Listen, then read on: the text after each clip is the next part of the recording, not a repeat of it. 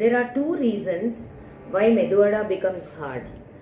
Today, I will tell you how to make it soft.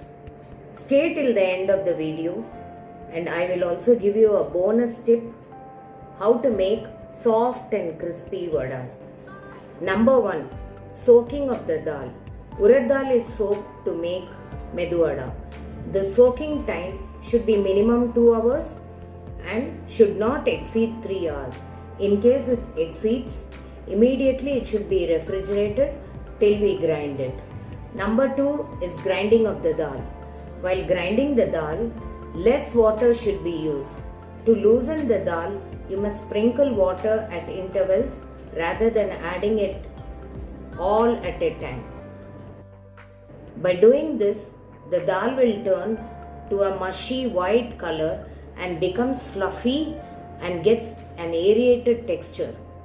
This soft and white fluffy texture of the batter will ensure the vada will be soft.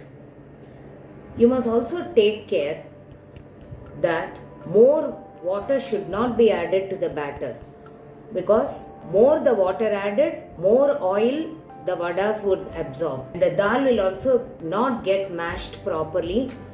In case you feel batter has become watery, then you can always have this alternative of adding 1.5 teaspoons of rice flour to 1 glass of urad dal soaked batter. Now for the bonus tip. One thing you should always notice, you should not add salt in the beginning of grinding. Ensure that you add salt in the end when the batter is grinded completely. If you add salt earlier, there are chances that the batter becomes watery. Next, to get crispy vadas, you can add 1.5 teaspoons of rice flour to 1 glass of urad dal batter.